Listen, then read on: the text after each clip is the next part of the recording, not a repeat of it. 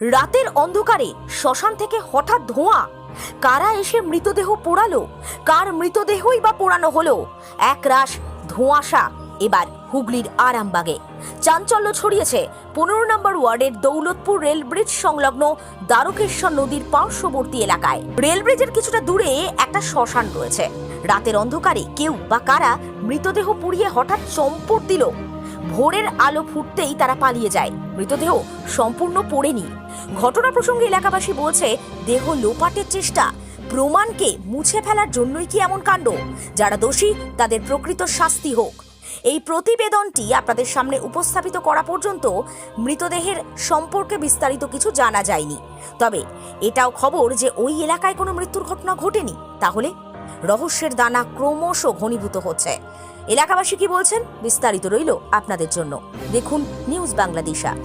দেখুন, আমরা সকালে দিনের আলোয় মানে ভোরের আলোয় আমরা সকলে এখানে প্রত্যক্ষ অনেকে যারা মর্নিং ওয়াক করতে আসে বা রাস্তায় এখানে প্রাতঃভ্রমণ সকলে করতে আসে, তাদের সকলের নজরে এখানে আসে যে একটা লাশ আগুন দগ্ধ অবস্থায় জ্বলছে, কিন্তু পাশাপাশি কেউ কাউকে দেখা যায়নি।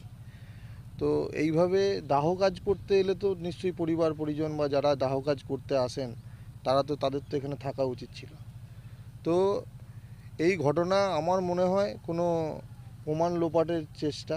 রাতের দিকে এখানে কোনো দগ্ধ অবস্থায় এইভাবে পুড়িয়ে দিয়ে প্রমাণ লোপাট করার চেষ্টা ছিল। কারণ যদি এটা দাহ করারই কাজ হতো তাহলে পরিবার পরিজন থাকতো। এখানে শ্মশান আছে, অনেক দাহ কাজ হয়, কিন্তু যদি দাহ করার কাজ হতো তাহলে তো পরিবার পরিজনরা উপস্থিত থাকতেন, যারই দাহ হোক। তো এটা আমার মনে হয় এটা কোনো প্রমাণ লোপাটের চেষ্টা, কোনো খুন হতে পারে। তো আমার মনে হয় এটার ফরেনসিক রিপোর্টের প্রয়োজন আছে, তবেই এর সঠিক তদন্ত হওয়া সম্ভব আছে। আর পশ্চিমবাংলার সাধারণ মানুষের নিরাপত্তা বলে কিছুই নেই। চারিদিকে দেখছেন খুন, ধর্ষণ, রাহাজানির ঘটনা।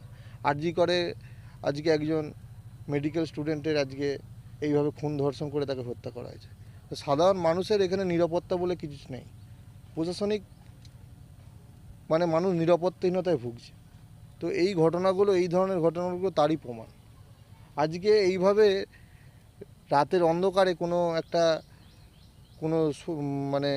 কোনো অচেনা ব্যক্তি এইভাবে রাতের অন্ধকারে এইভাবে দগ্ধ অবস্থায় পাওয়া যাবে, এগুলো তো তদন্তের সাপেক্ষে এগুলো আমার ফরেনসিক রিপোর্ট হওয়ার প্রয়োজন আছে বলে মনে হয়।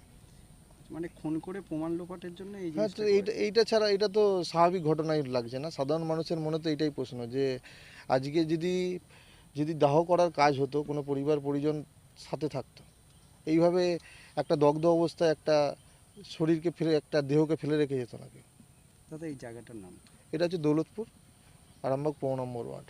আপনার পরিচয়? আমি দৌলতপুরের একজন সাধারণ বাসিন্দা, আমি কার্তিক দত্ত। বডি জেলে দিয়ে গেছিলো, এখন তো সাদা কাপড়ে ঢাকা আছে, এটাই দেখলুম। মানে পুড়ছে, এখনো পুড়ছে, হ্যাঁ, ধোঁয়া উঠছে, আর কোনো এ নাই। হ্যাঁ, এটা কি একটা রহস্যজনক বলে মনে হচ্ছে? রহস্যজনক এখন কি বলবো, রাত্রির ব্যাপার, আমরা তো ধরো এখানে থাকিও নি, জানলাম। রহস্যজনক না হলে তো রহস্যজনক না হলে কি আর এরকম করে যায়? এই ব্যাপার স্থানীয় কারণ নয়, এটাই ব্যাপার। স্থানীয় নয়? স্থানীয় নয়, হ্যাঁ, মানে দূরের হবে, হয় দূরের হবে। আর এটা রাতেই ঘটনাটা ঘটে? হ্যাঁ, রাতেই ঘটে। এখনো কি দেখলেন যে পুড়ছে? হ্যাঁ, এখনও দেখুন তো ধোঁয়া উঠছে। হ্যাঁ। আর এই জায়গাটার নাম কি? দৌলতপুর শ্মশানকালী মন্দিরের যে সামনে। আপনার নাম কি? আমার নাম মানিক মাঝি। আপনি এখানকারই? আমি এখানের বাসিন্দা। মানে সম্পূর্ণ নিভিয়ে না চলে যাওয়ার জন্য কি মনে হচ্ছে আপনার? মনে হয় যে সকালবেলা খবর পেলাম, ভোরবেলা দেখছি কি বলছে নাকি আধপুরা করে রেখে দিয়ে চলে গেছে। সকালবেলা কাউকে দেখতে পাওয়া যায়নি, এবার রাতের মধ্যে এ করে দিয়ে চলে গেছে, সব শুনতে পাচ্ছি। যে এসে দেখলাম কাউকে দেখতে পাইনি, সহ জ্বলছে। এটা কি একটা রহস্যজনক মনে হচ্ছে। আচ্ছা, এই জায়গাটার নাম কি? জায়গাটার নাম দৌলতপুর। এটার নাম তোমার হচ্ছে এখানটা ওই ট্রেন লাইনের গায়ে ব্রিজটার সামনে, একেবারে শ্মশানের সামনে, ফার্মের সামনে। তা এটা রহস্যজনক আপনার কেন মনে হচ্ছে? কেন মনে হচ্ছে, আর দেখতে কেউ তো নেই। এমনি কেউ যদি বাড়ির কোনো হতো, এমনি নিমিয়ে করে সব দাহ করে যা হোক করে চলে যেত। তারপরে এমনি মানে সম্পূর্ণ কমপ্লিট করে, হ্যাঁ, কমপ্লিট করে যেত মনে হচ্ছে। কোনো কমপ্লিটও নেই, কিছু নেই, এমনি এখনও দাহ জ্বলছে, কোনো লোকজন নেই। ওই জন্যই মনে মানে হচ্ছে। সম্পূর্ণ যে দাহ হয়েছে তারও কোনো ঠিক না নেই। ঠিক নেই। আপনার নাম কি? আমার নাম তাপস কুমার পাল, এখানেই বাড়ি? এখানেই বাড়ি।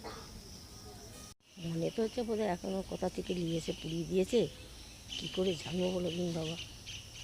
একটা রহস্য লাগছে। হ্যাঁ, রহস্য লাগছে একটা। কি মনে হচ্ছে আপনার? তারাপীঠের মতন হয়ে গেল নাকি। আপনারা কখন জানতে পারলেন? আমরা তো একটু আগে জানবো, এসে কি দেখছেন? কি এসে ওই যে দেখছি ধোঁয়া উঠছে। ধোঁয়া উঠছে এখনো? হ্যাঁ, ধোঁয়া উঠছে, ভেতরে বলছে হাড়গুলো সব আছে আছে। আছে পুলিশ। তার পরিবারের লোক কি এখানে আছে? কই কে আছে, তারা 3টে বাজে পালিয়ে গেছে, তারা বলছে তো সব। মানে ভোর হতেই চলে গেছে? হ্যাঁ, আমাদের 3টে থেকে তো বাঁধে তো লোক ছাঁটে, তো দেখে ফেলবো বলে পালিয়ে গেছে, জলবন না দিয়ে তারা পালিয়ে গেছে। তারা এই জায়গাটার নাম কি ঠাকুর? এটা হচ্ছে ফার্মের ঘাট, এটা আচ্ছা, ফার্মের আরামবাগ। আরামবাগ। আপনার নাম? মালতী মাতা হাইস্কিং মিল আপনাদের জন্য নিয়ে এসেছে সম্পূর্ণ ঘরোয়া পদ্ধতিতে চাতালে শুকিয়ে তৈরি কৃষ্ণভোগ মিনিকেট, ডহর, বাঁশকাঠি, মহারাজা জিরাকাঠি ও দুধেশ্বরীর মতো উন্নত কোয়ালিটির চাল। মালতী মাতা হাইস্কিং মিলে প্রোপাইটার পবন নন্দী ও জীবন নন্দী। ঠিকানা সুপারা চাদুর, আরামবাগ, হুগলি। যোগাযোগ নম্বর 7432074210 অথবা 8972452835। আরামবাগ মতিলাল টেলিশপ ও স্যামসাং সার্ভিস সেন্টার, অনলাইন বা যে কোনো দোকানের থেকে সস্তা। আপনাদের সকলের প্রিয় মতিলাল মোবাইল, তাই আজই আসুন।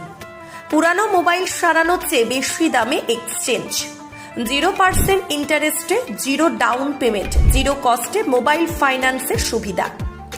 আমাদের ঠিকানা পুরাতন বাজার, আরামবাগ হেডপোস্ট অফিসের বিপরীতে, আরামবাগ, হুগলি।